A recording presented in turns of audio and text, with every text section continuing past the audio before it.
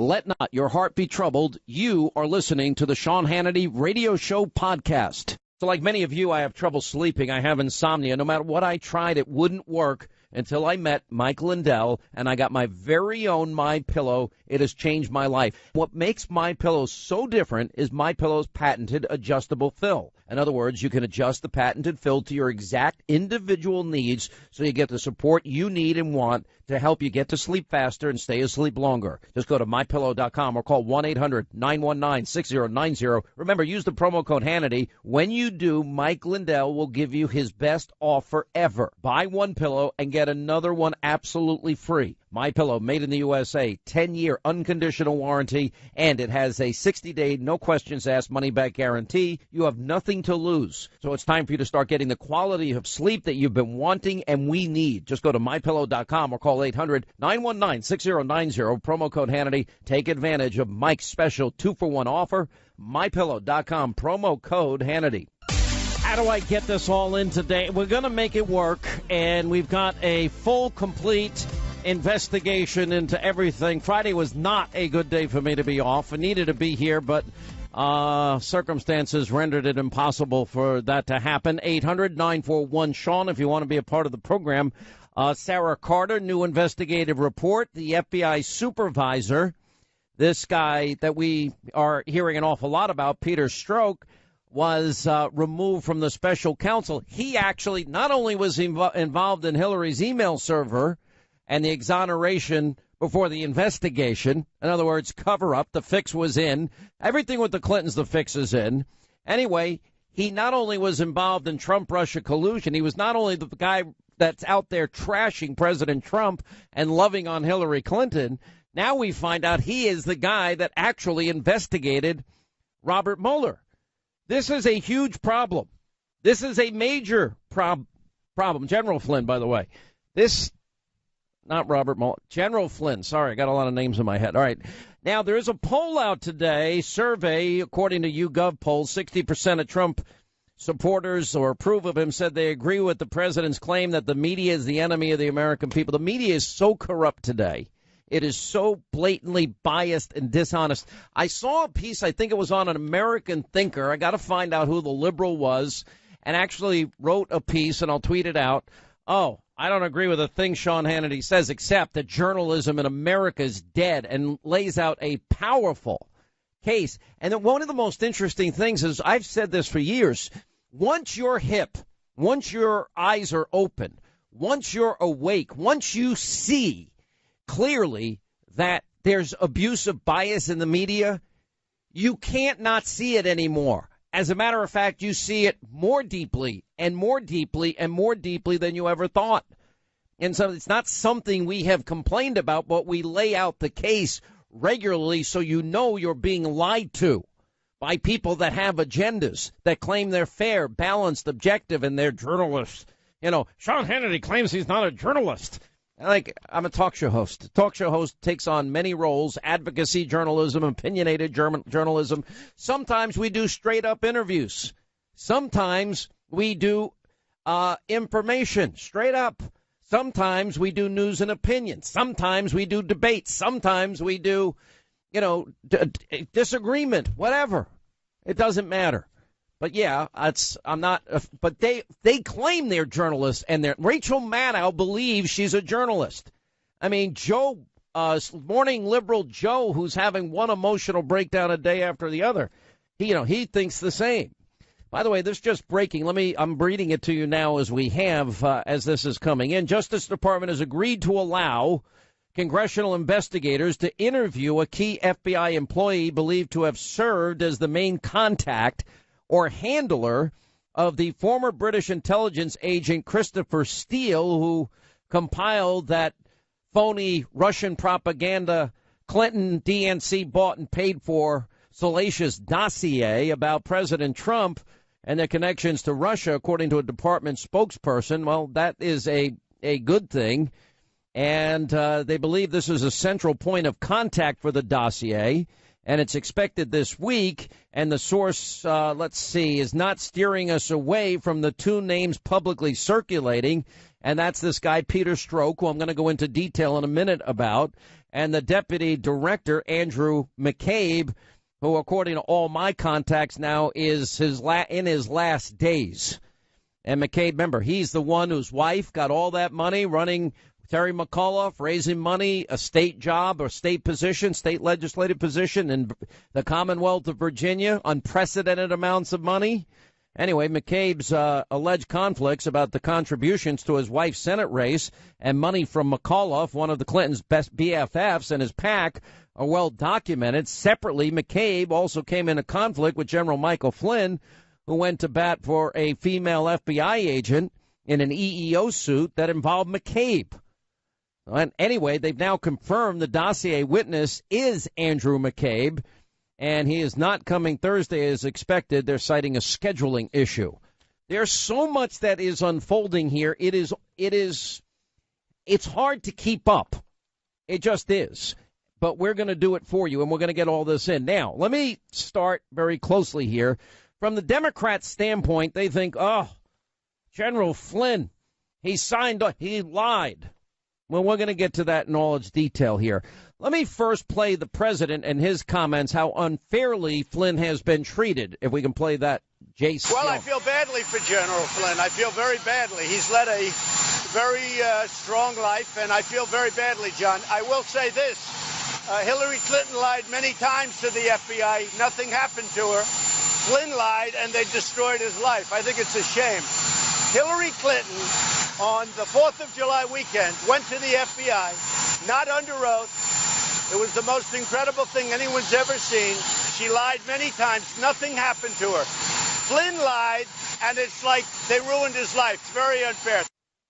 Yeah, okay, and that's the point I've been making again and again.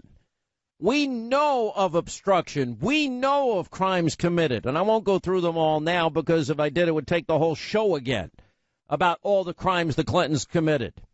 Now, let me tell you what this Michael Flynn, General Flynn guilty plea, everyone's got their own interpretation of this. Let me remind you of a couple of things here. And we're going to get to the bottom of it all, and there is some breaking news here I'll share with you in a minute. But General Flynn, remember, was the incoming national security advisor. Putting aside Brian Ross and ABC and his phony report, that this was when it was candidate Trump. No, it wasn't.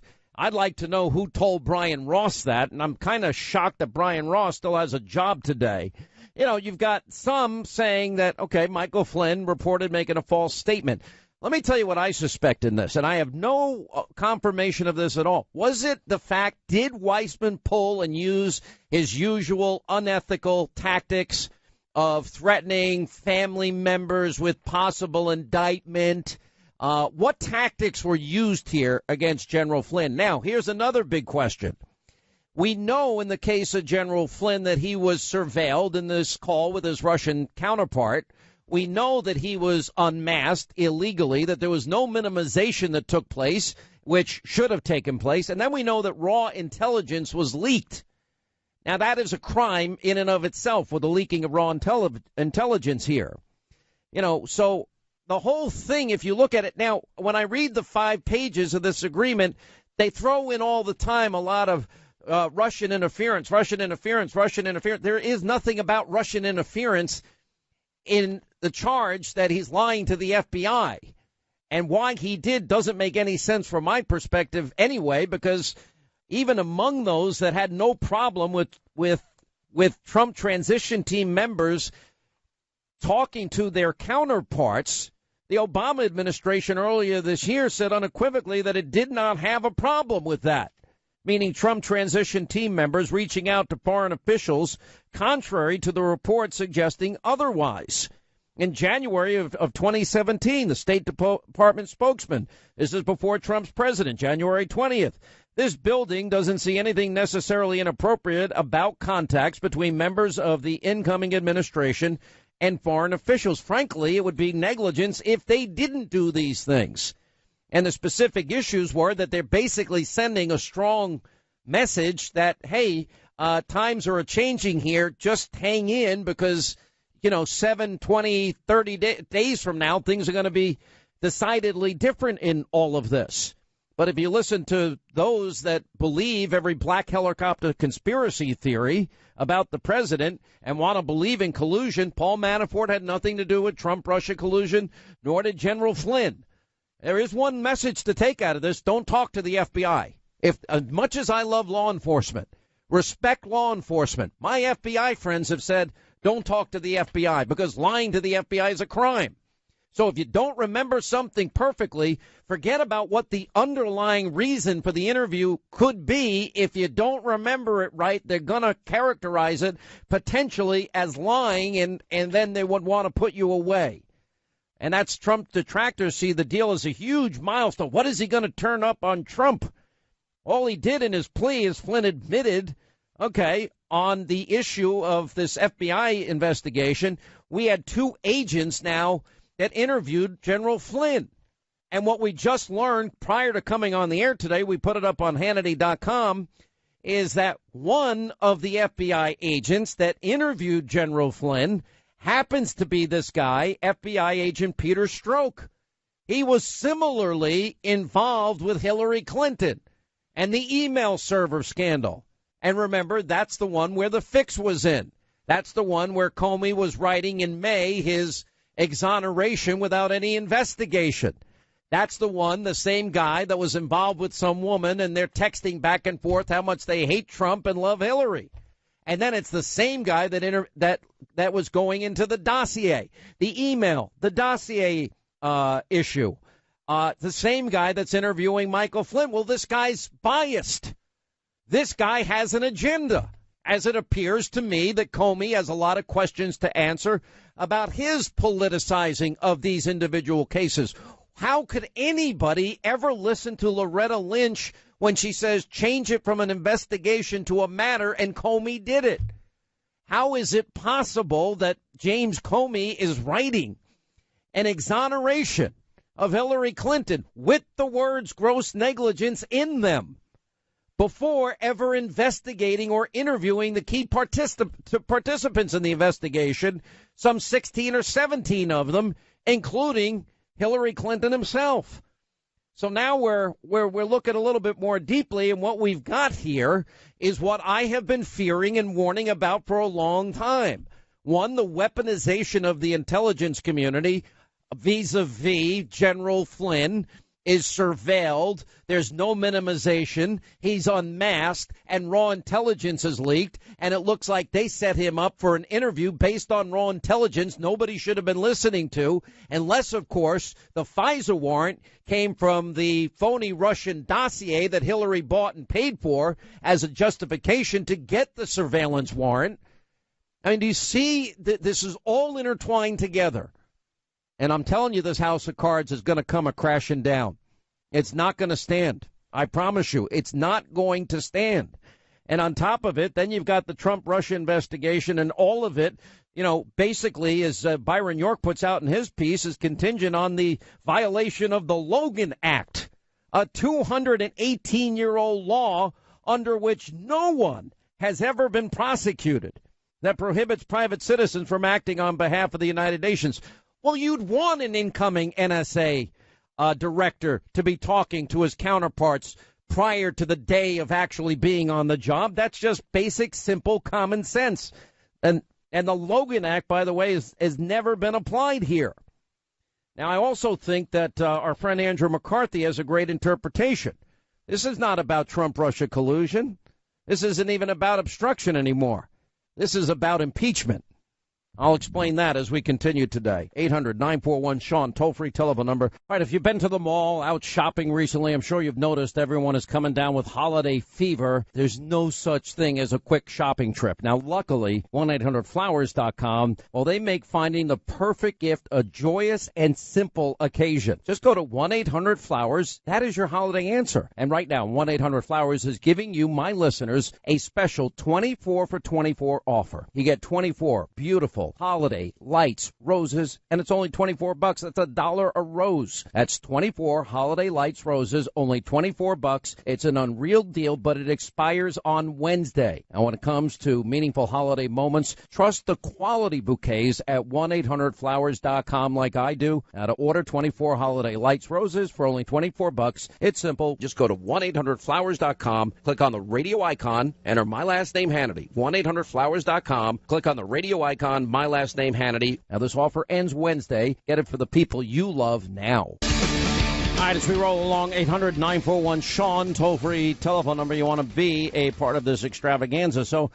Byron York goes into this long piece today how people during the Obama years and some holdovers suspected Flynn was violating the Logan Act, the 218-year-old law under which no one has ever been prosecuted, prohibiting private citizens from acting on behalf of the United States. It appears that's where it all began, and that the Obama Justice Department, it appears the Logan Act became the paramount concern among these officials. To me, it sounds like a rationalization for what was really going on, which we now know was likely the phony Christopher Steele, Hillary-controlled DNC-funded dossier with salacious materials, which then, of course, from there leads to unmasking and leaking of raw intelligence, which is of itself a crime. But Sally Yates, the former deputy attorney general at the time, told Congress the Logan Act was the reason she intervened in the Flynn case and the reason the FBI sent agents to the White House to interview Flynn. And this is where Flynn either didn't remember properly or lied. He said in this thing last week that he lied. And by the way, Democrats now, they went out and they were all talking about the Logan Act in the summer of 2016. Logan Act, Logan Act, Logan Act, because a lot of things were happening that none of us know about. Claire McCaskill and, you got everybody else in between, Tom Vilsack and Nancy Pelosi and Lawrence Tribe and, Senator Chris Coons and Sheldon Whitehouse and Patrick Murray and et cetera, et cetera. They're all going out there. And then remember during the Comey hearings that he was asked specifically if an American citizen conducted meetings with a Russian individual who's been sanctioned by the U.S. about potential weakening of U.S. sanctions policy. Is that a violation of the Logan Act? I don't think it's appropriate to answer that. So obviously there was a lot of chatter at the time going on about all of this. And then, of course, then we talk about the specific dates, and that is when they feel that when Flynn actually spoke to his Russian counterpart, Kislyak, about the pending UN resolution about Israeli settlements, and then speaking again about the new sanctions Obama imposed on Russia in retaliation for the election meddling, which, by the way, you would think that General Flynn wants to talk about. I'm not even sure why he would not just tell the whole story. Makes no sense. We'll continue. All right, 25 now till the top of the hour. I just think as we now go through this, now maybe a lot of you understand there's always a method behind my madness, and this country is in serious trouble. We've got to now ask some very serious questions. Ask yourself a few serious questions here. And a lot of it has to do with the rule of law, equal application of the rule of law, equal justice under the law, because right now we have two things simultaneously emerging. And I'm being very upfront here. We have now weaponized our intelligence gathering in this country to be used against American citizens. This is not funny. This is probably the single greatest threat. My buddy Mark Levinson, we live in a post-constitutional America. And if the intelligence community is taking those powerful tools that we need to fight evil in our time, and they're turning them on the American people, and if they're illegally surveilling and unmasking, and we know leaking raw intelligence, and they're not using the proper protocols, because the whole thing with General Flynn, it should have been handled by a process known as minimization. In other words, it's perfectly legitimate, the right thing to do for the intelligence community to be spying on our enemies or potential enemies and at least know what these people are up to. So in the course of doing that with General Flynn's counterpart, well, General Flynn is on the other line of the phone. Now, once they recognize it is an American, they are supposed to then minimize what it is that they are listening to. And as a general rule, the report, when they write out a report, is that, all right, the equivalent to General Flynn in Moscow, said this, this, and this, and an American said this. They wouldn't identify. When you identify, you unmask them. And you think back, Samantha Powers on Unmasking a Day.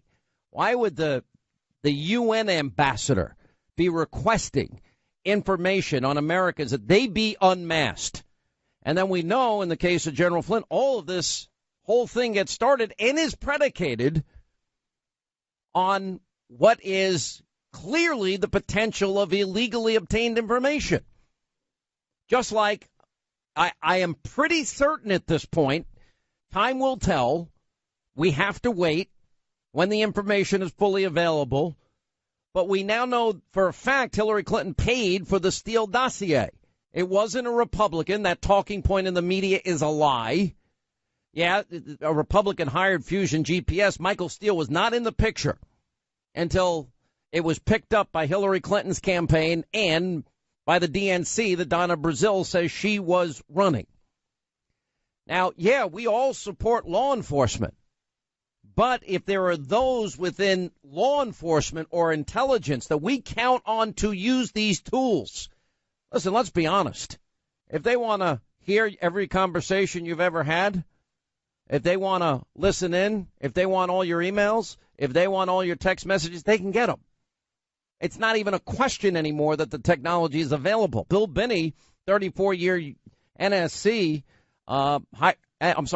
operative, who's worked for the NSA for all these years, and other people all say the same thing, that everything is metadata stored. He said it repeatedly on this program. But that doesn't make it right or legal. And the reason that we got to look at what it is that Comey did here with Hillary Clinton is it's important.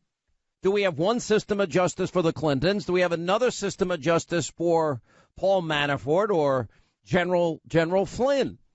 Because we know Hillary Clinton violated laws and obstructed justice. And we know that she set up an illegal server. And we know she mishandled classified top secret and special access program information, SAS programs, the top level of, in terms of top secret. That's it. That's the top. And we know she then bleach bit, acid washed her computers and their hard drives. And we know she had aides breaking up, busting up BlackBerries with hammers. That's why it's important, because now we're comparing and contrasting, where we're going in terms of investigation. That's why it's so frustrating not knowing what the Attorney General Sessions is doing.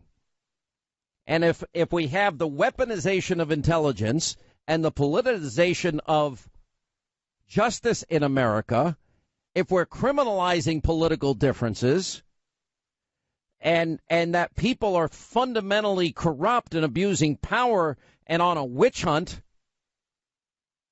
there's no Constitution at that point. There is a Fourth Amendment protection against illegal search and seizure.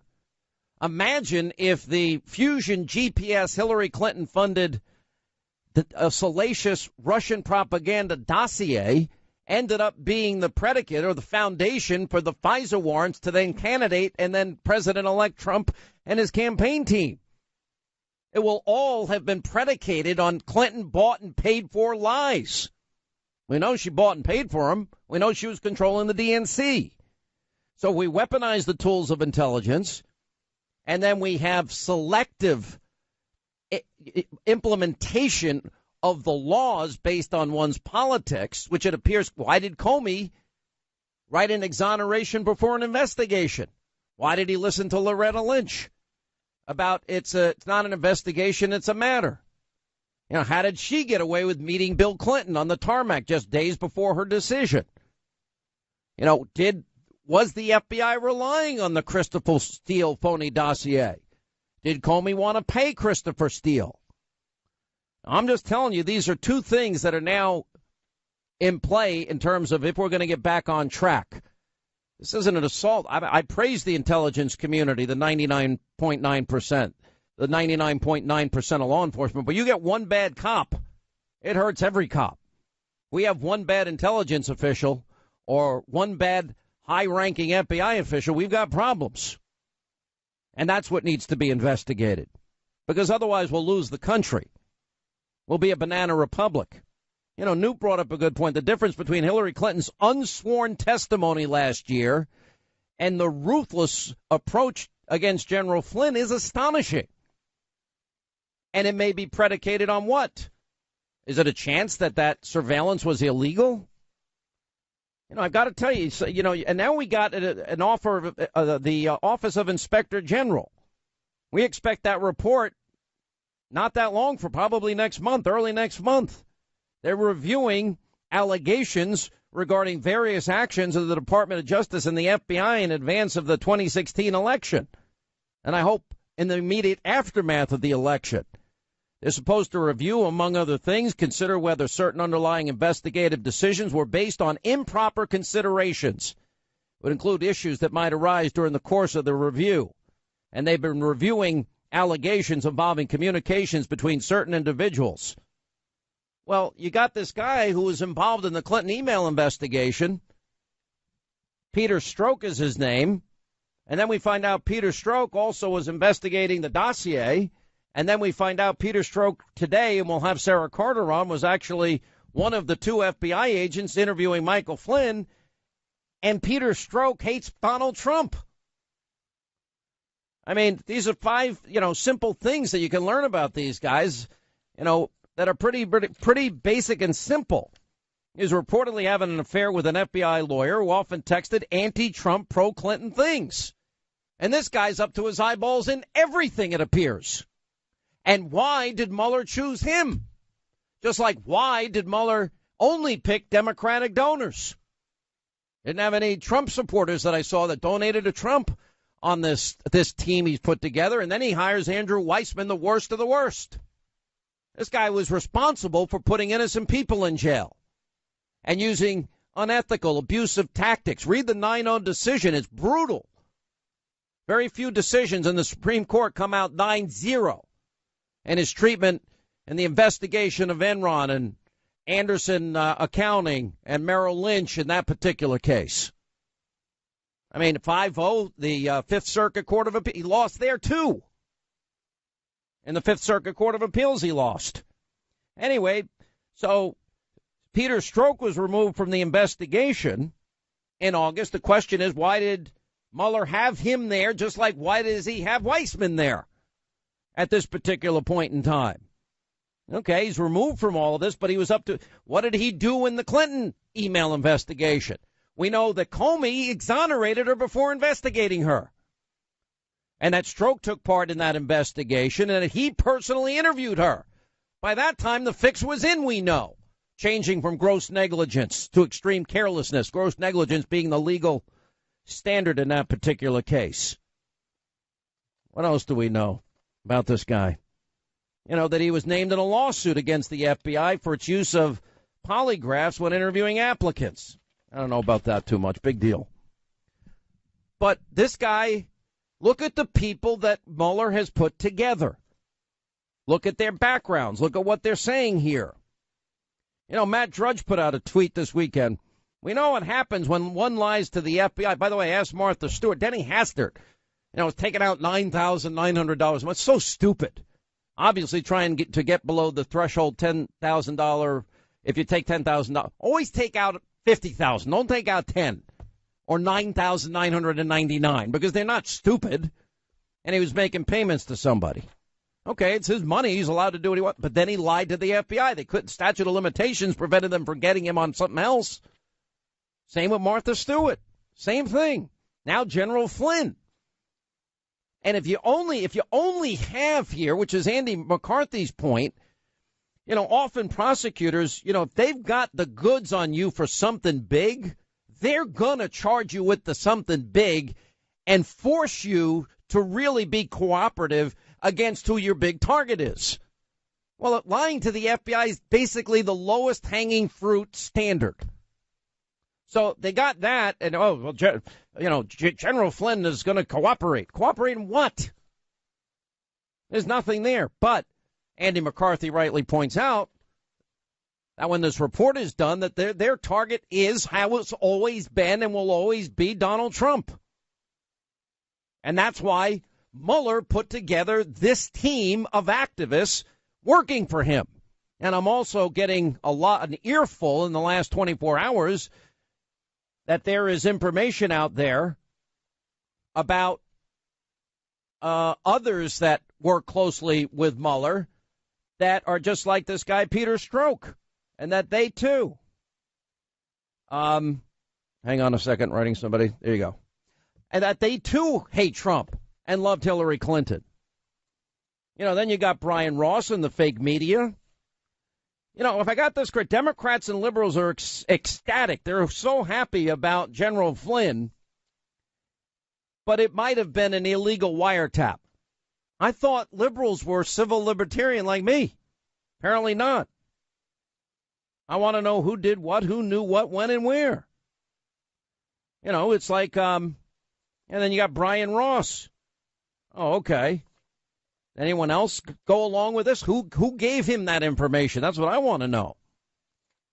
I also think that, by the way, if we're going to talk about the Logan Act, what was Obama doing with the Chinese president?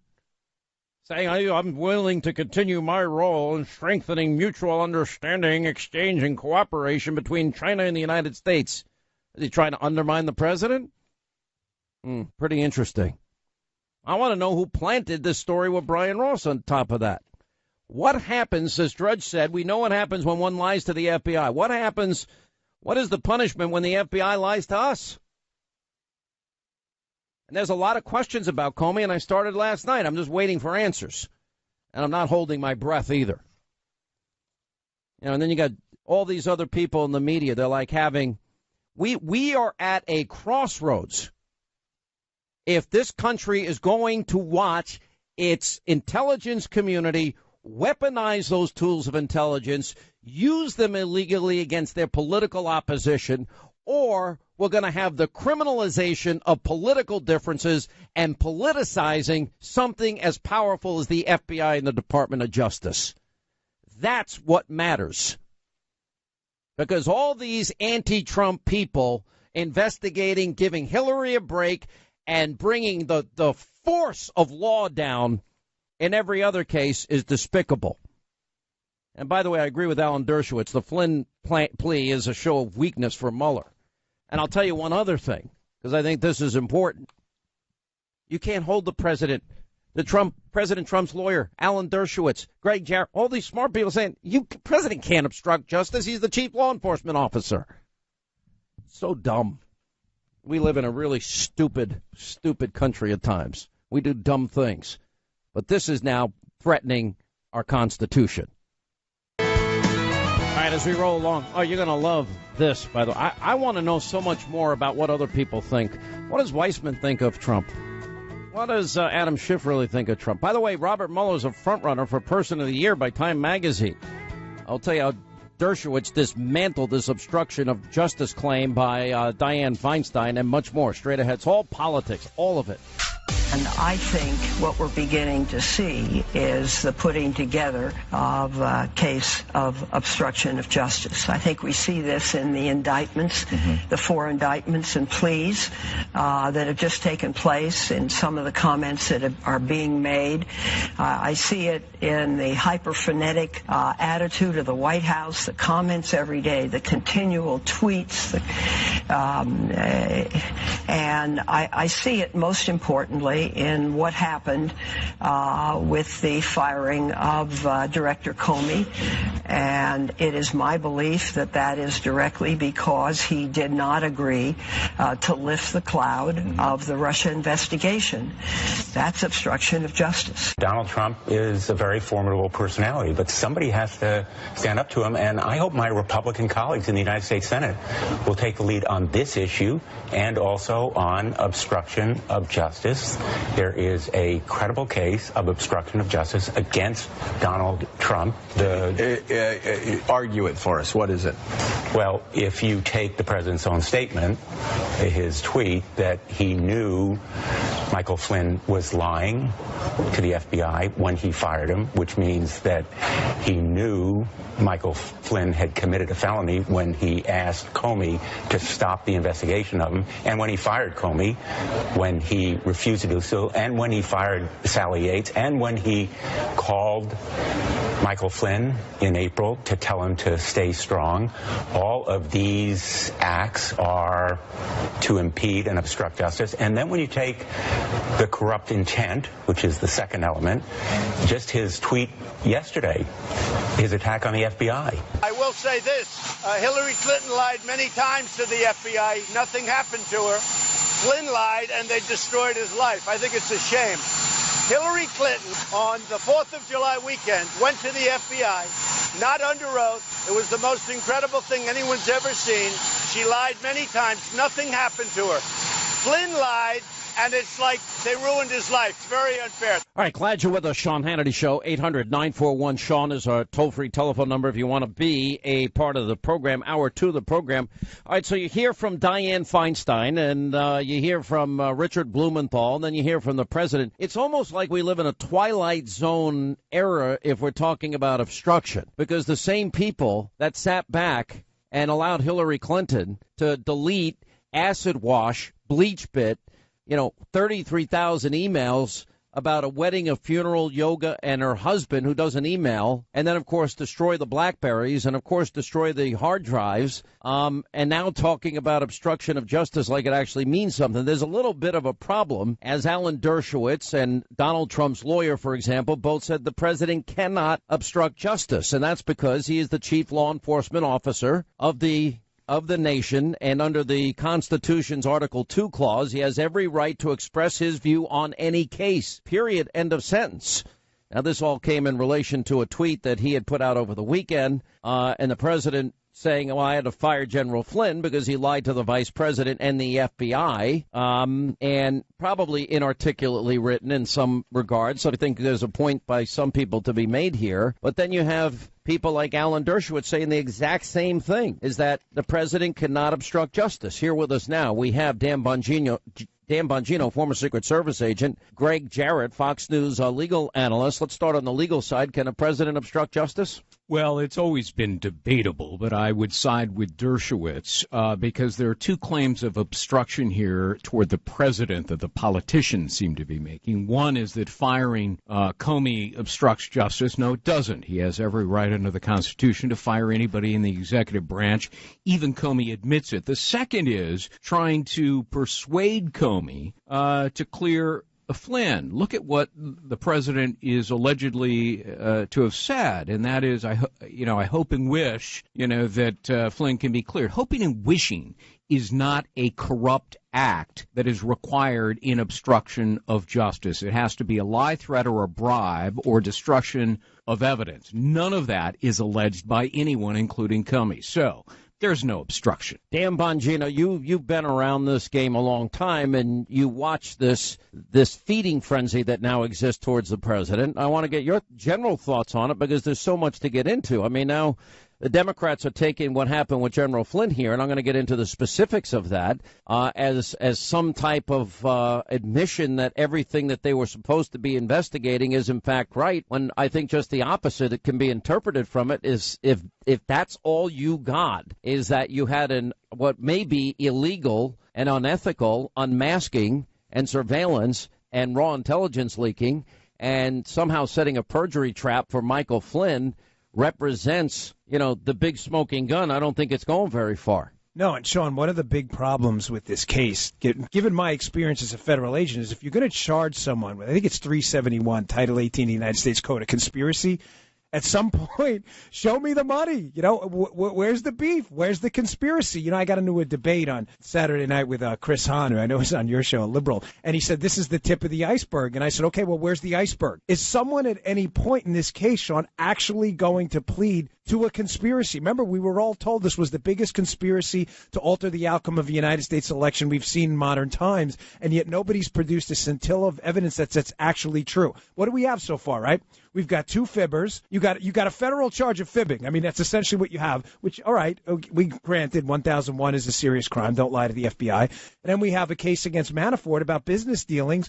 before he was even with Trump. Let me go to the whole issue of lying to the FBI. Now, I happen to be, as you know, a huge supporter of law enforcement, but that doesn't mean that what we've been talking about at length here, weaponizing the intelligence community or politicizing the Justice Department or the FBI, didn't happen either. I mean, I set out a series of questions last night on Twitter for James Comey. I'd like to know why he was drawing up his exoneration of Hillary Clinton before he even interviewed the key people involved in the case, some 17 of them, including Hillary Clinton himself. Why did he remove the words gross negligence? You know, did he rely on the dossier, the Steele dossier? Did he want to hire Christopher Steele? How much was he willing to pay him? Did they rely on that to get surveillance warrants on Trump, either the campaign or the president-elect? An argument can be made that Comey himself obstructed the Hillary Clinton investigation. If he decided for political purposes that he was going to clear her notwithstanding the evidence, that's interference in the due administration of justice, which is obstruction of justice by Comey. And he's got a lot to answer for. Remember, he stole government documents, presidential memos, took them home, conveyed them to an unauthorized person. That's a violation of the Code Section 641. Very clear. He should be prosecuted for that. And I think you're going to find in the end, Sean, Michael Horowitz, the Inspector General of the Department of Justice. Yeah, when are we getting this report? Early this next year. So you may be talking about a month, maybe 2 months. I think you're going to find that Horowitz will determine that Comey engaged in all manner of impropriety that may result in criminal prosecution against Comey. Let me play Alan Dershowitz on this whole issue, how Trump can't be charged with obstruction. And he's been pretty amazing. Not somebody that I would often quote in terms of politics, although we do agree on a lot of things. We do agree on Israel, some national security issues, and also we agree that this special counsel, that they have taken on powers and a purpose that they were never designed to do, and it happens all the time. Here's what he said. Professor, is she right? Do you see a case for obstruction building?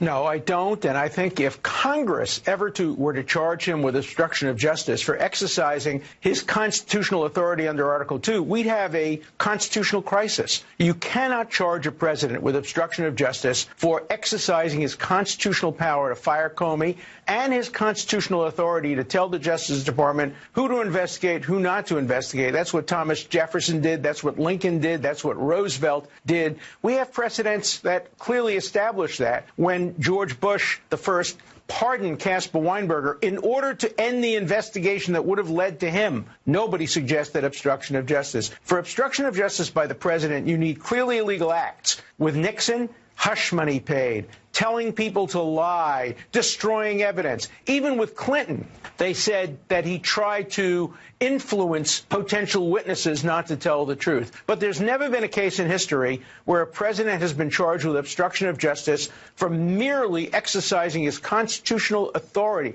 That would cause a constitutional crisis in the United States, and I hope Mueller doesn't do that, and Senator Feinstein simply doesn't know what she's talking about when she says it's obstruction of justice to do what a president is completely authorized to do under the Constitution. So let me guess, which, by the way, includes firing Comey, which even Comey recognized he had a right to do. Yeah, Sean, this is not an independent agency, the FBI or the Department of Justice, outside of Article 1, Article 2, and Article 3 of the Constitution. It falls under the executive branch. Now, there are two problems here. Dershowitz highlights one of them. He's absolutely correct. I heard Greg mention it before as well.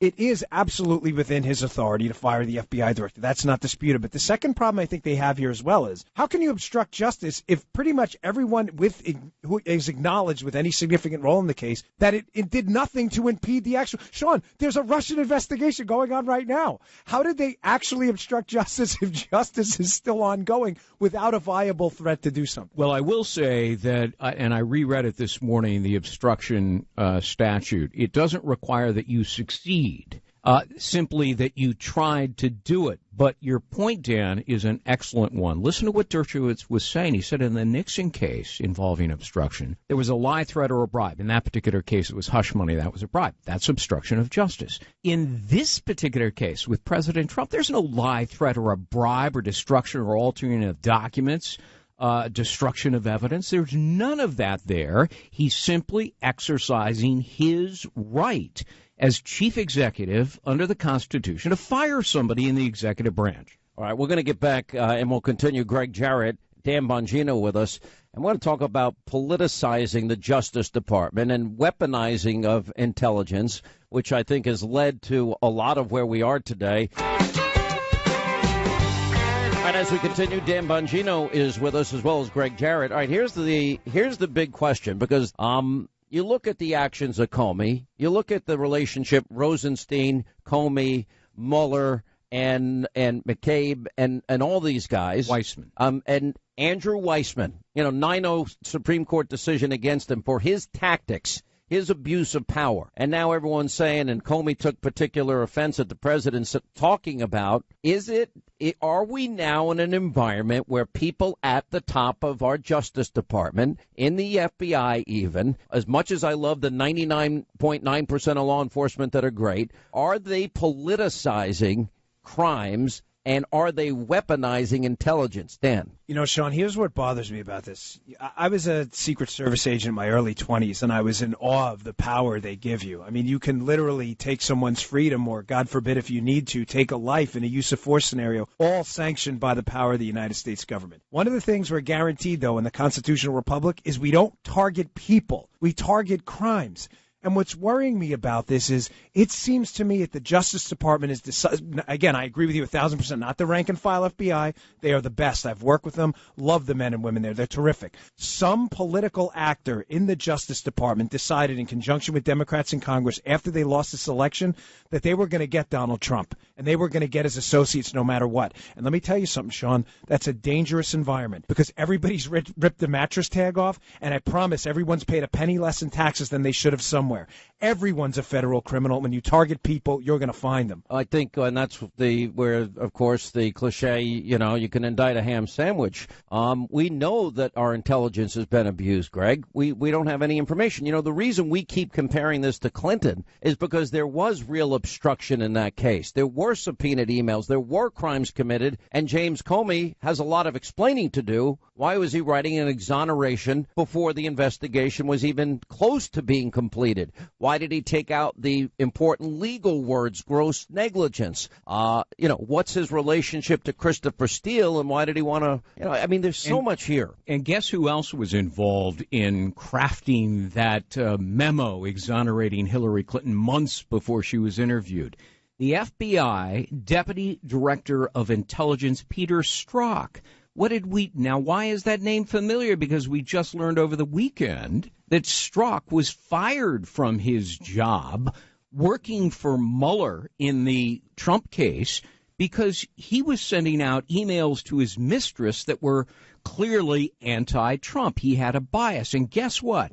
Strzok was involved in the interview of Hillary Clinton. Why are you stepping on my important show? Because we have an exclusive article on all of this by Sarah Carter, who's going to join us next. Yeah, but he was up to his eyeballs. I'll tell you why. Because I bet Andrew Weissman was writing similar emails that are pro-Hillary and anti-Trump. And I'll tell you why I know that. Because Weissman's best buddy is a woman at the Department of Justice, she's since left, Wei Chen, who is virulently anti-Trump, who's out there in her yellow or orange protest jacket in front of the White House. She posted this on Twitter and LinkedIn, protesting against Donald Trump. She's buddies with Weissman. Somebody needs to do a FOIA request to get a hold of Weissman's emails, and I bet you'll find anti-Trump emails. Oh, I bet they exist now. That's why you're such a smart guy. Guys, I love having you in the studio. What are you? Nice, right? What are you doing in town? Fox, You ever go over there? I'll be on with you tonight. Apparently not a whole lot. Both of you will be on tonight, and we'll see you then. Thank you both. He has promised full cooperation to the Mueller team. He's prepared to testify, we are told by a confidant, against President Trump, against members of the Trump family, and others in the White House. He is prepared to testify that President Trump, as a candidate, Donald Trump, directed him to make contact with the Russians, which contradicts all that Donald Trump has said at this point. Clarification tonight on something one of Flynn's confidants told us, and we reported earlier today. He said the president had asked Flynn to contact Russia during the campaign. He's now clarifying that, saying, according to Flynn, candidate Trump asked him during the campaign to find ways to repair relations with Russia and other hotspots. And then after the election, the president-elect told him to contact Russia on issues, including working together to fight ISIS. All right, glad you're with us. Sean Hannity Show, 800-941-SEAN is our toll-free telephone number if you want to be a part of the program. 24 now till the top of the hour. It was the phony report by Brian Ross that Michael Flynn will testify. Candidate Trump told him to contact the Russians. Oopsie daisy. Turns out that was wrong. I'd like to know where he got that false information from, and maybe he should expose it. And why he has his job today is, I guess, a question an ABC News executives can answer. And then issuing the clarification. Now he has been suspended about this. Then you heard Leon Panetta saying it's a stretch to say that the Trump team broke the law with Russian contacts. Now, there is this guy, Peter Strzok, I want to talk about. Now, Mueller had fired this guy for anti-Trump text between some woman he was dating or having a relationship with. And now the Office of Inspector General, we expect that report to come out sometime in January or February. The sooner the better, as far as I'm concerned. Anyway, this guy was up to his eyeballs in every investigation. Former deputy director for counterintelligence at the FBI, removed from the staff of Robert Mueller, who's been saying that people like Andrew Weissman and others have atrocious records. And yet they've been put in this position.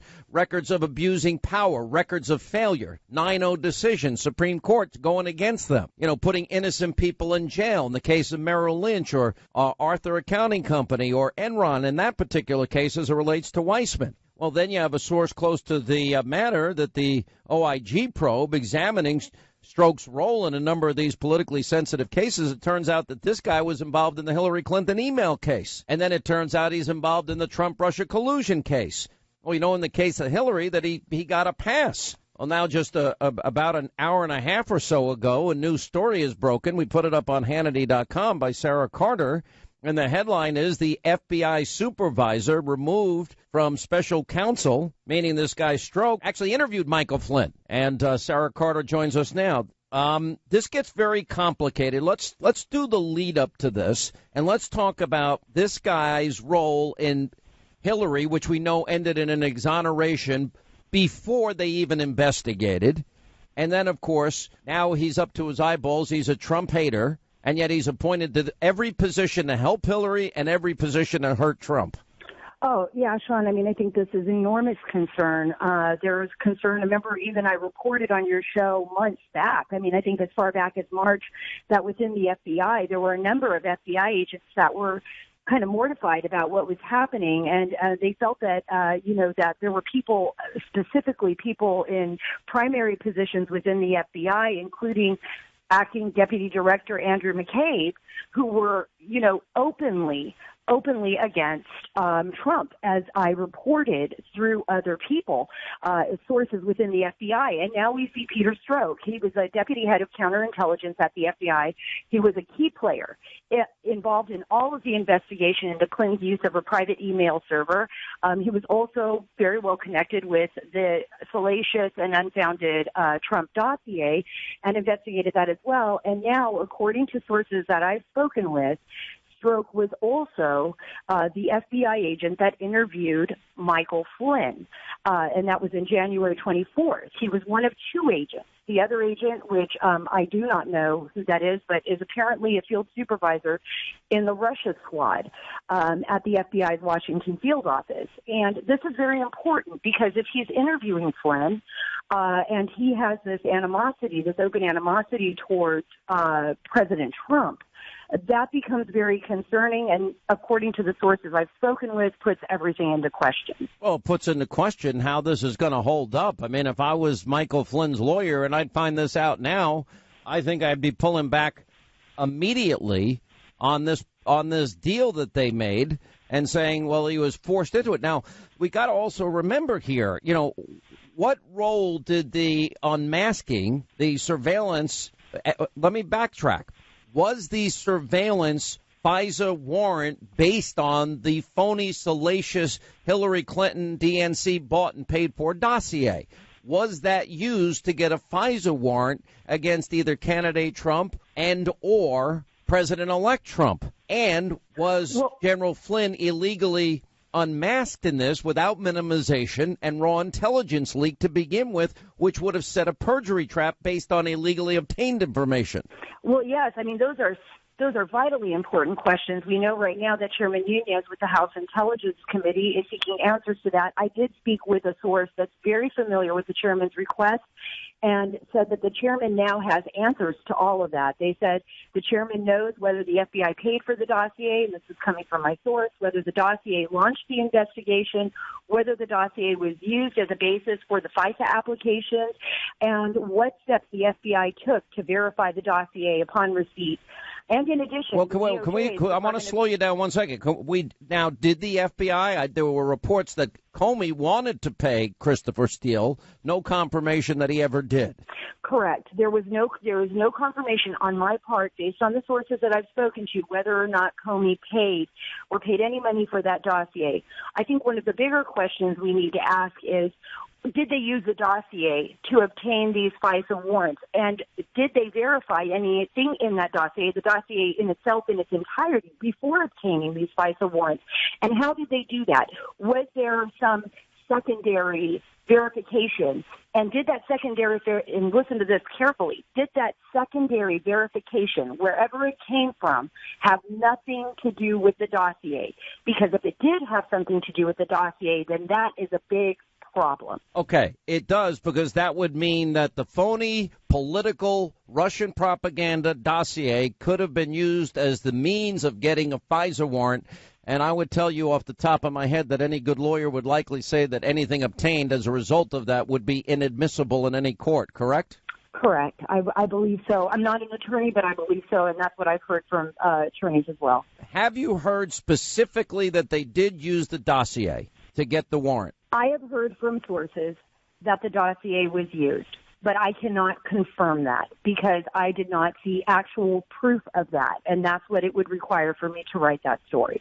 But it's still a very important question. I think one that is already being answered, Sean, The Department of Justice apparently has already given some of those answers already to the House Intelligence Committee.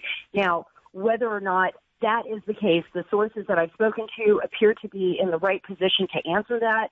And so, how many sources? Because I have a single source that has confirmed for me that it was. That's not enough for me yet. That's why you have a single source. Yeah, correct.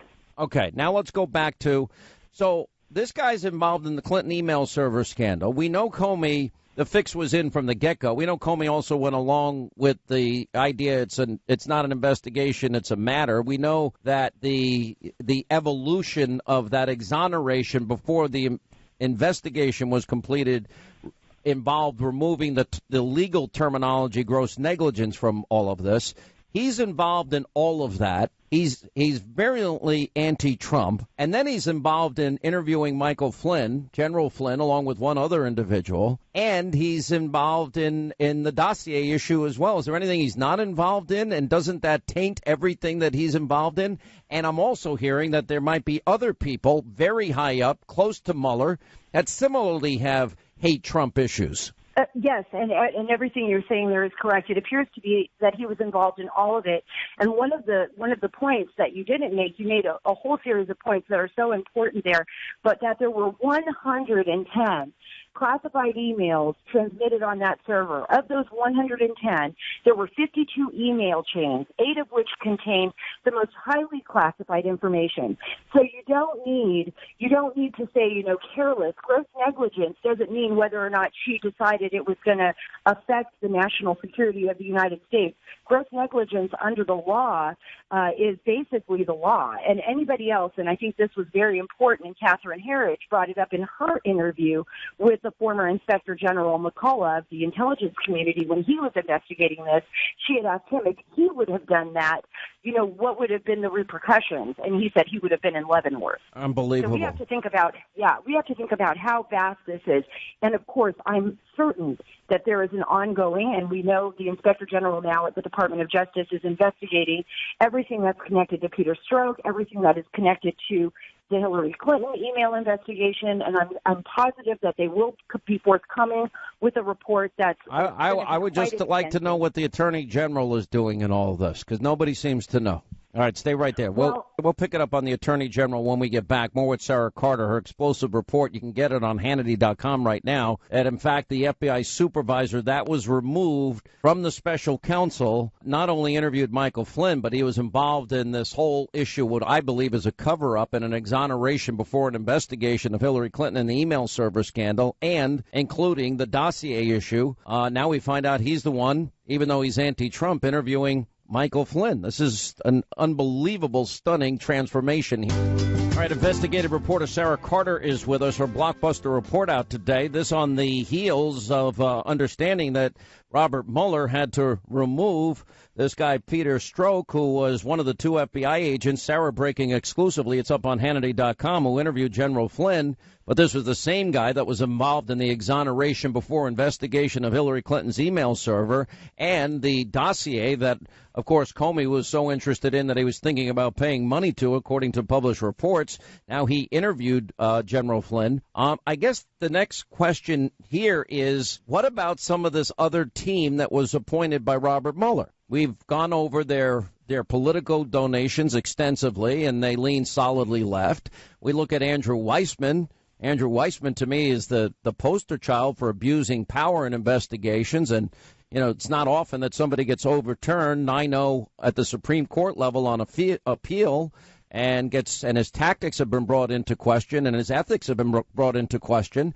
How is Andrew Weissman still on this case? And I hear that he's got pretty strong political opinions as well. Well, yeah, certainly Andrew Weissman does have pretty strong political opinions, according to sources that I've spoken with. And, a lot of them say you can get a grand jury to indict a ham sandwich. So that also is out there. I think, Sean, one of the most important things that we're looking at as far as this case is developing and as far as the special counsel investigation, I think this is a point that needs to be made over and over again. This was to find collusion between the administration and Russia. And what it has is become so expansive, it feels that everything but that is being dredged up. And that's something that's very important. We're not seeing any evidence. We have not seen any evidence yet of actual collusion between the Trump administration and the Russians. And that's a very important point. Another point, I want to go back to Peter Strzok because I think this is so important.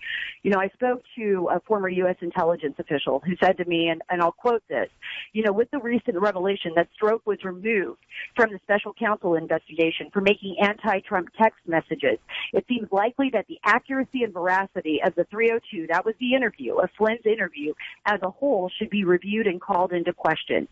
So these are really important. I mean, it's important to the people who are working these cases. Remember, there were a lot of FBI agents on the ground during this time that were investigating the Clinton server case at the time before Comey shut down the investigation, and they were infuriated when he did.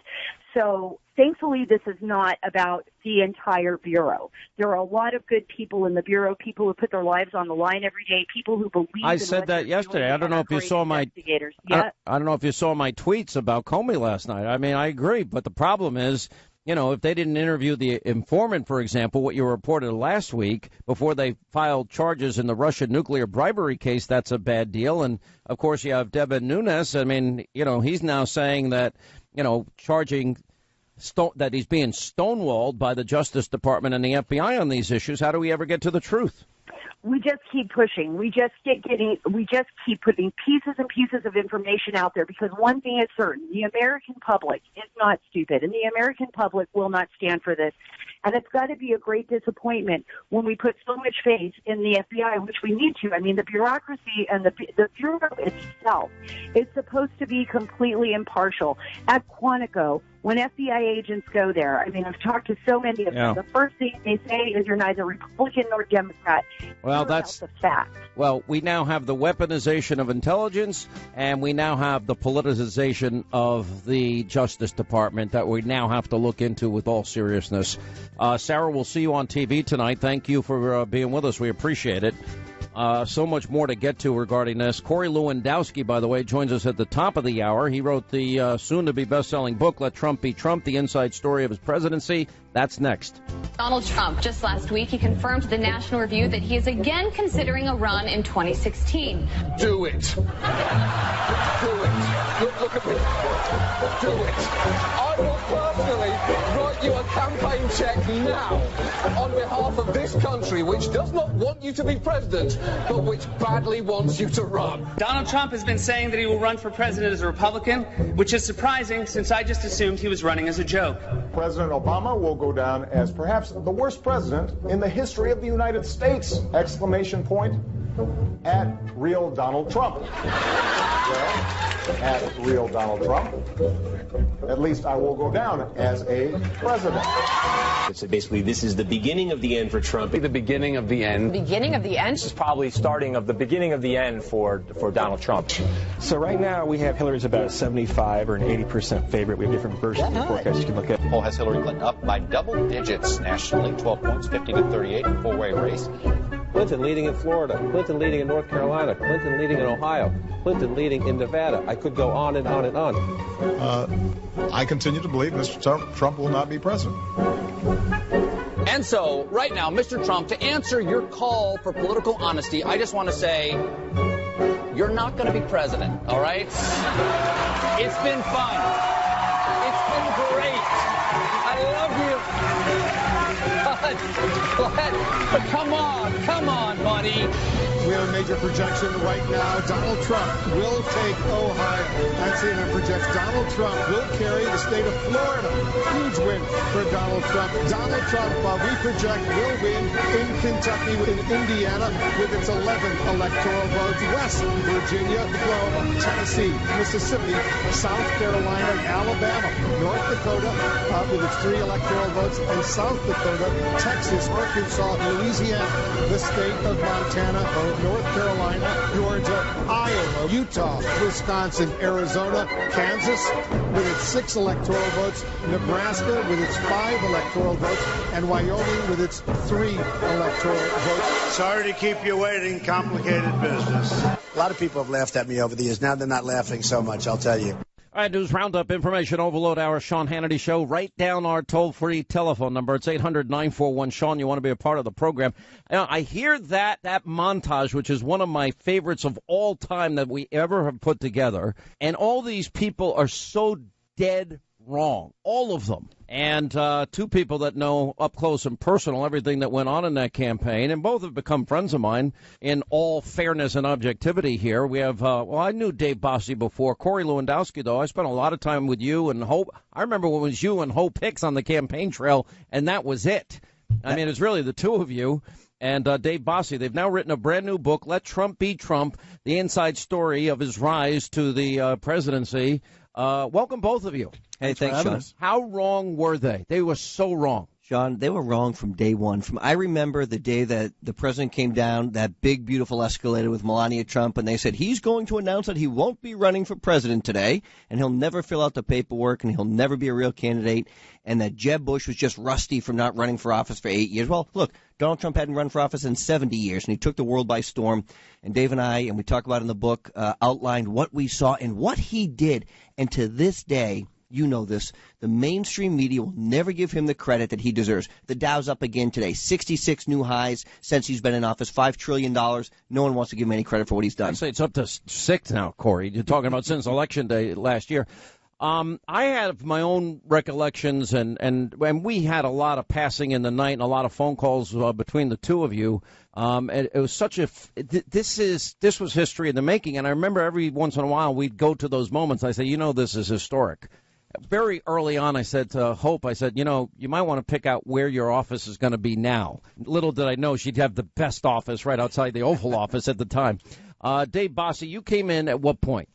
Well, I came in when Steve Bannon and Kellyanne Conway came in after the Paul Manafort firing. Right. Actually, Paul was there when Steve and Kellyanne came in to take over the campaign, and he was going to be kind of set aside, and then they ended up firing him. I came in about a week later. I was really Steve Bannon's first phone call to say, come in to help me and Kellyanne run the day-to-day of this campaign. Yeah, by the way, one of the truest things you guys write about is the food on the plane. I never, when I went, he goes, you got to see my plane one day. So a bunch of Hannity people, and I got this little plane that I rented for the whatever interview I was doing with him.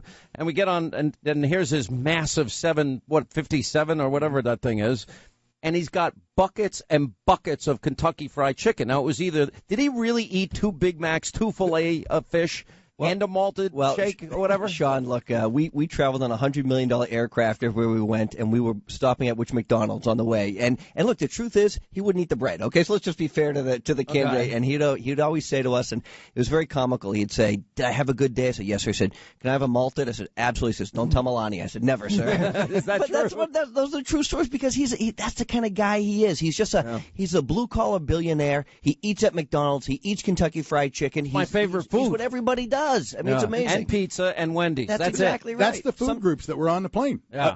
Burgers, pizza, and fried chicken. You know what pissed me off? I was in one of his offices one time. Like, can I have a beer? And it was like an act of God to get a beer on that plane. I'm like, what's going on with you guys? It was a dry campaign. It was not all that much fun. All right, so we just played the media thinking this is the impossible, and you guys got to pull off the impossible.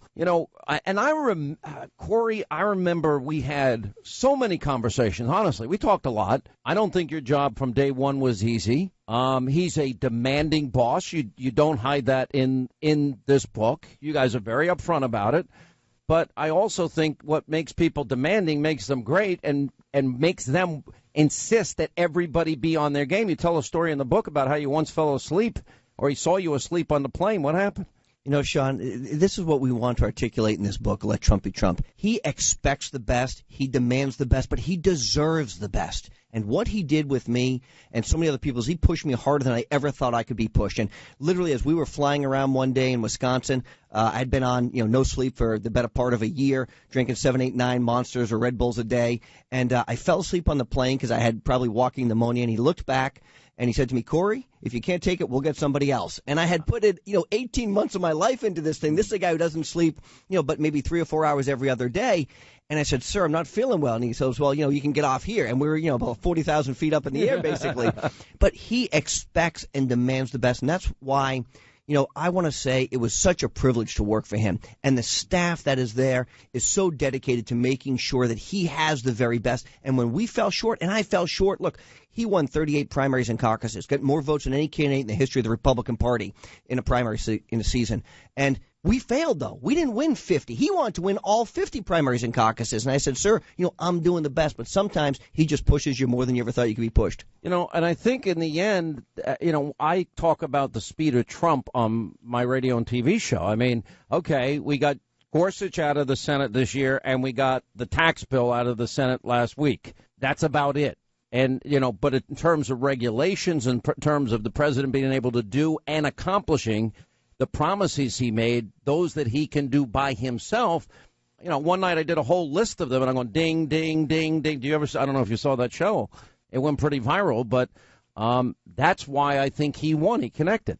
This is what the reason he is a president. He made promises to the American people. He said, broken Washington, the broken status quo is over, and I'm going to go there and change them. They are not going to change me, and that is why the mainstream media continues to attack him, continues to beat him down. They don't even talk about the 3% growth.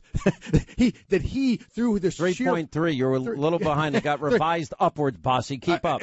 Which is so exciting for which is what the new normal was, right, Sean? The new normal under Obama for 8 years was 1.2, 1.6, stagnation back to the Jimmy Carter days. Hey, listen, I made a point every single day during that election year of 2016. 50 million Americans on food stamps, 50 million in poverty, 13 million more Americans on food stamps, 8 million more in poverty. The worst recovery since the 40s, lowest home ownership rate in 51 years. We had the lowest labor participation rate since the 30s, and he doubled the national debt. I said it because it mattered.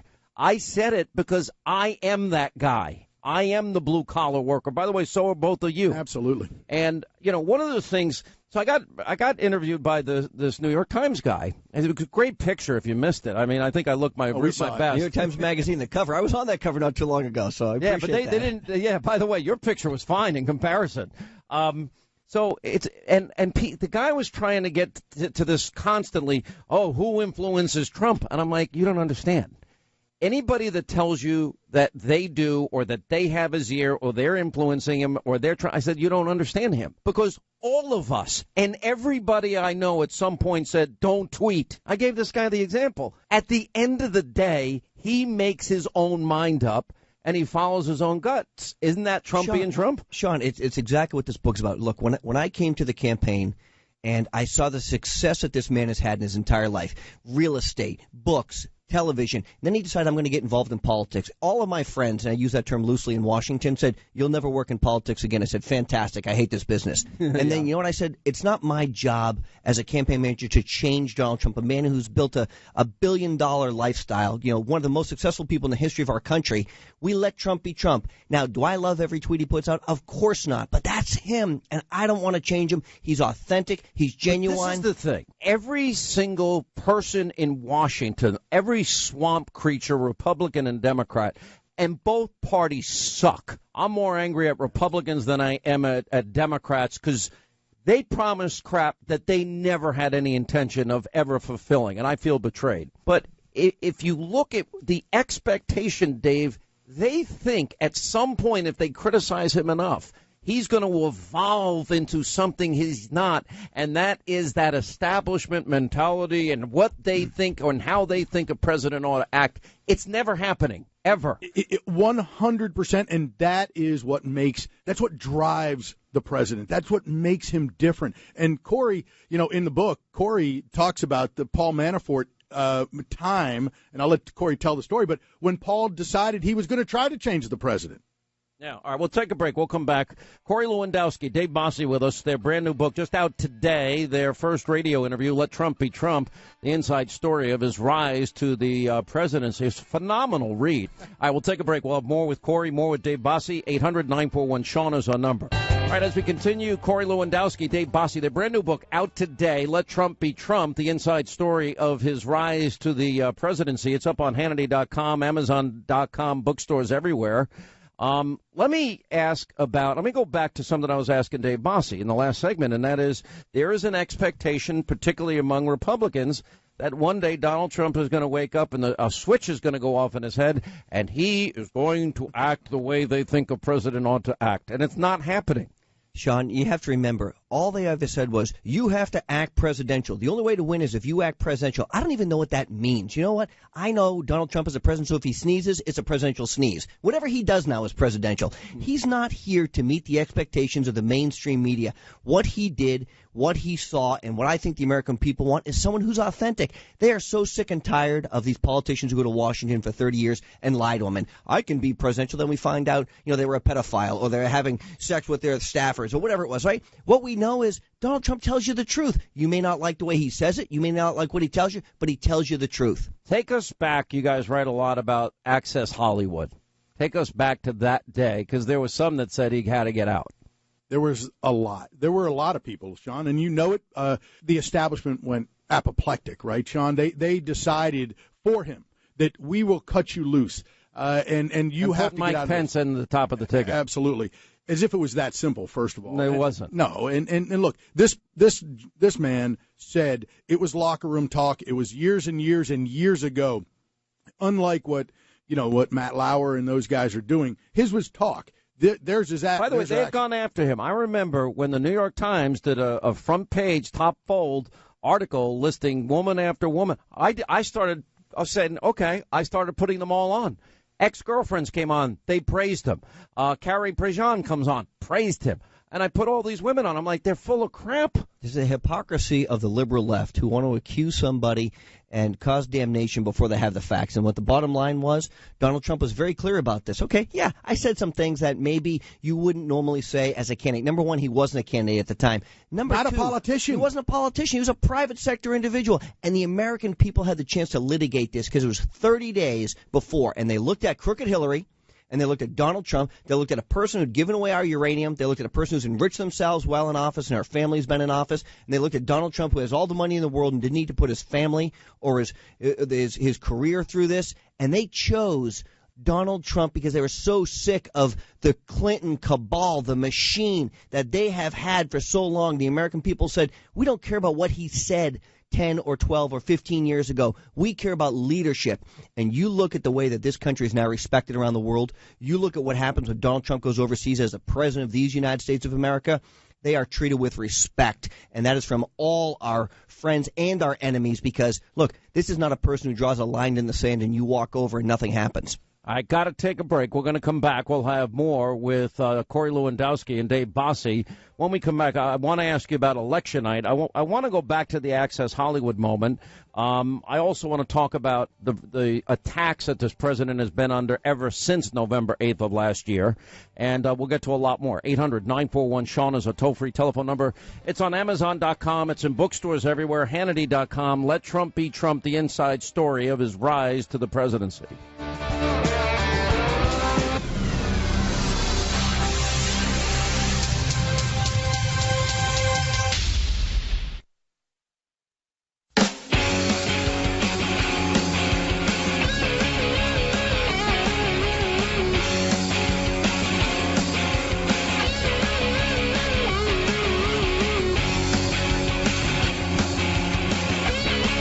Hannity is broadcasting now on over 500 radio stations around the world. And now, here's Sean. People have talked about a miracle. I'm hearing about a nightmare. This was a white lash. This was a white lash against a changing country. It was a white lash against a black president in part. And that's the part where the pain comes. This network devoted years of programming and promotional support to a reality show that was mold-breaking for the time and contributed largely to making this New York developer, builder, licensor, landlord, investor, successful guy into a global celebrity and brand, a brand. That's true. Who sells brand name licensed products with his name on it. I think some of this cultural anger we should correctly identify as being racial animus, and that it's significant that Trump has closed so much of a gap and done so well with white voters. The extent to which Donald Trump has won, running a campaign of racism and bigotry, turning out millions of white Americans for that campaign, suggests that we are living through a kind of second redemption. Our country is about to face some serious crises, and so, buckle up. Your country needs you. Well, America is crying tonight. I'm not sure how much of America, but a very, very significant portion, and I mean literally crying. Yeah. This is a sadness. It is a mourning moment for those people, and it is a moment filled with fear. Filled with fear. Tim Kaine has a son in the Marine Corps. He was asked by John Dickerson, so if Donald Trump is democratically elected and your son is serving as a Marine, you wouldn't trust his life under that commander-in-chief? And Kaine said, I wouldn't. That's a pretty extraordinary thing to say if you have a son in the Marine Corps and that you don't trust the commander-in-chief. The people in the military defend the Constitution. And we've talked about excitement among women to have a woman president, but there's always in these situations at least equal amounts of hostility to that kind of change. And the fact that we're seeing this, particularly among non-college educated white men, is not surprising. And I think some of it has to be attributed to the fact that Trump is running against a woman. Do the brains that got this guy elected president tonight apply to being a good president? I leave it as an open question. I hope there's some connection. Otherwise, we have a dingbat as president. We have a guy with no ability to be president. It's hopeless with terrible values and incompetence galore, and we're just into doomsday right now. I'm just not ready to accept that sort of notion right now in my head. I have to think there's got to be a pony in this crap pile. I think there has to be a pony in there somewhere. He did all of the dog whistles. This is not Bernie Sanders populism. This is George Wallace populism that he's doing. All that many of us have fought for all our life is at stake, and we're not going down without a fight. Donald needs to know that. Today, we are not merely transferring power from one administration to another or from one party to another, but we are transferring power from Washington, D.C., and giving it back to you, the people. What truly matters is not which party controls our government, but whether our government is controlled by the people. January 20th, 2017 will be remembered as the day the people became the rulers of this nation again.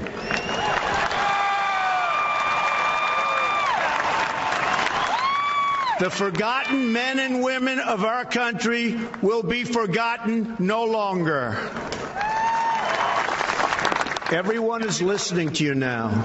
You came by the tens of millions to become part of a historic movement, the likes of which the world has never seen before. All right, as we roll on, I mean, there you have, think about this. Look at if you want to know how abusively biased, corrupt your news media is, the Destroy Trump media is, it was a funeral on election night. And then the president-elect saying, we're going to give our country back to the people of this country, the forgotten men and women. And I've always said that is what this election is all about. That's why I'm so frustrated with the Republicans, because at the end of the day, if they would just keep their promises, serve the people of this country, turn this economy around, safety and security and prosperity, then they'd stay in power forever. But, of course, they're afraid of their own shadow. All right, let me go back to this toughest moment. Dave Bossie with us, Corey Lewandowski, Let Trump Be Trump, the inside story of the rise to the presidency, Amazon.com, Hannity.com, bookstores everywhere. All right, let me go back to the Access Hollywood thing, because that was the moment. And I remember hearing it for the first time. And I remember, okay, this is rough. October surprise. We're not newbies to this business, none of us. And, I'm now in my 30th year on radio, 23rd year on Fox. We knew that was going to be tough. What happened on the inside, Dave? Well, there was a moment when we all got together and had to talk about that. And we were in debate prep, Sean. We were in debate prep when Hope Hicks got the call from the Washington Post reporter, and we had to interrupt the president and had to tell then the candidate and have to tell him about it. And we went through that. We made the video of the president talking about the locker room talk, and then we went through the evening. And I got to tell you, this was how many days before the second debate? The second debate was on a Sunday evening. This was Friday. This was on Friday late afternoon. October 8th night. Yeah, so we got basically 48 hours before the second debate. And so we knew that was his best debate by far. He crushed her. Crushed it. Look, so we get together in the apartment in the president's residence, in Trump Tower on Saturday morning, late morning, and there's not a lot of us in there, but Rudy Giuliani is there, Chris Christie, Kellyanne Conway, Steve Bannon, and myself, and a couple of others, and then Reince Priebus came in and as the chairman of the RNC, and he had been a very good chairman of the RNC. He built the RNC. We don't need to build him up. He's a tremendous man in his own right, what he did to help us. But he came in and he said to the president, he said to the candidate, you got two choices. You can lose the biggest electoral landslide in modern American history, or you can drop out of the race. Those are your two choices. He said, I've heard from everyone across the spectrum of Republican leadership, donors and leaders in Washington, and that's what I'm here to give you that message. That news, yes. And it was dramatic. How many people in the room said he could win? Everybody else said we have to be able to get behind this, and the debate is crucial in doing so. I say now in retrospect, I don't think I said it at the time, that he won the presidency in that next debate. He did. And you are correct. He did. But Steve, we went around the room, and the president said, what's my chances? What do you think? What do you think? And each person said their own little bit different than the next person. Steve Bannon was the only one who said, sir, 100% you're going to win. No matter what this is about, you're going to win. And what did the candidate say? You know, the president looked at Reince and said, you know, Reince, if the Republican Party is going to run away from me, then I'm going to end up losing, and it's going to take you all down with me. But don't worry about that, because I'm going to win. And it was in that moment that we saw the president. We really did. It was in that moment that his gravel really came to people ask me, because I've interviewed him a lot. We did all those town halls together, Corey. You were at 90% of them. What is it about Donald Trump that stands out the most to you? And I said he's fearless. One of the most courageous people I've ever met, and he doesn't care a whit about what people are going to say about him.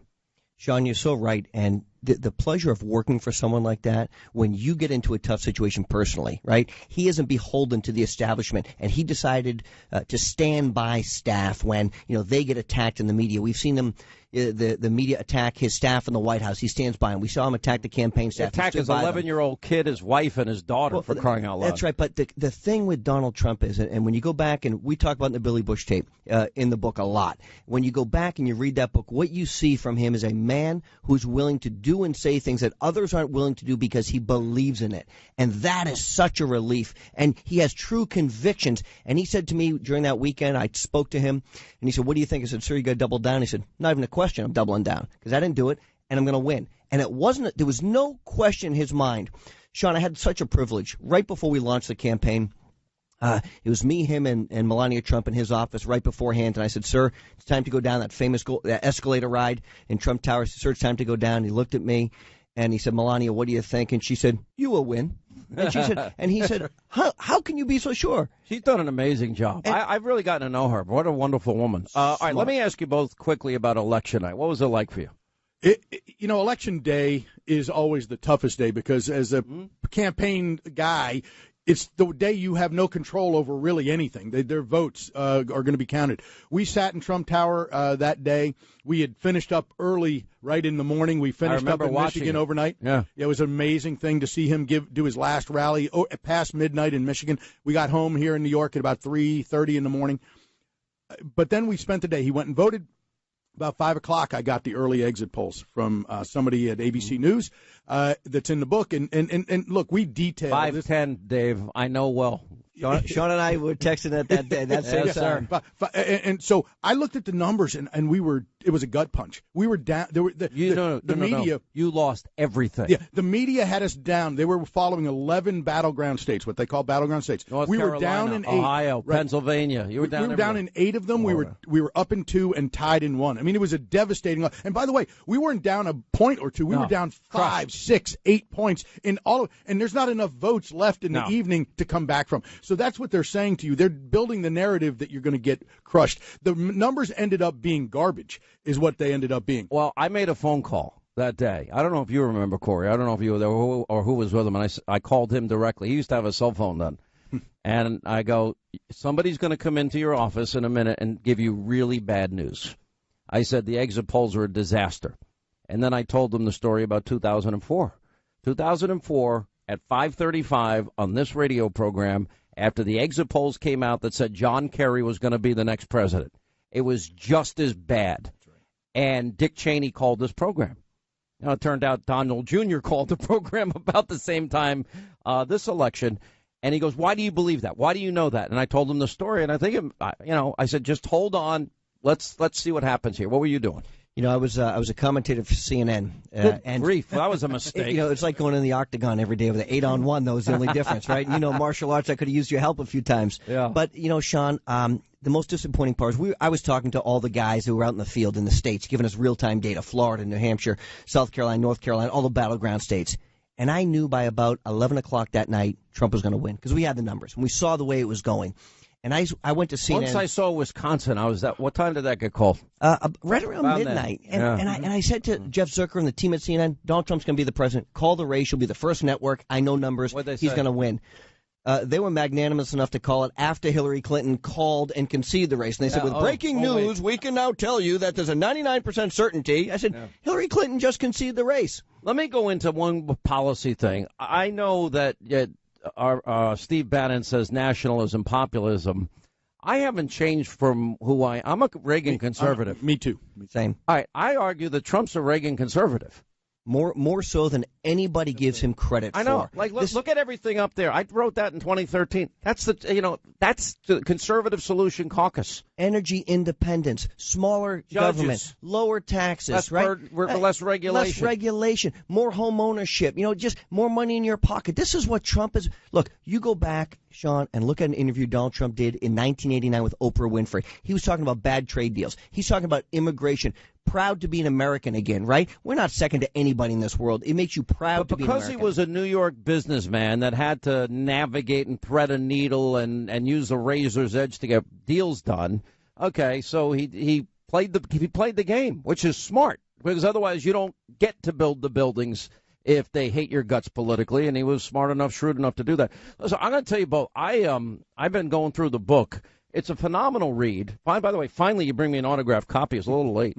I urge today's everybody, the first day, Sean.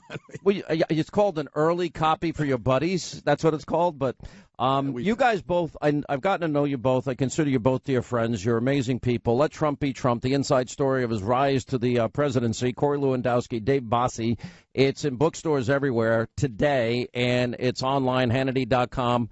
By the way, I did get to endorse the book, which was nice, but I endorse it now more than I've read it. I mean, you only told me what it was.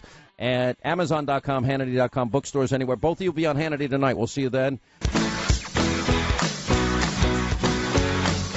All right, that's going to wrap things up for today. All right, investigating the investigators. How is it those investigating Hillary Clinton are Clinton lovers? Those investigating Donald Trump are Trump haters? And what it all means to the ethics involved in these investigations. All right, we've got full coverage, a powerful opening monologue, news and information you won't get elsewhere. Newt Gingrich, Judge Pirro, Dan Bongino, Sarah Carter, John Solomon, Victoria Tunsi. Also, Dave Bossie, Corey Lewandowski. That's 9 Eastern tonight. See you then back here tomorrow.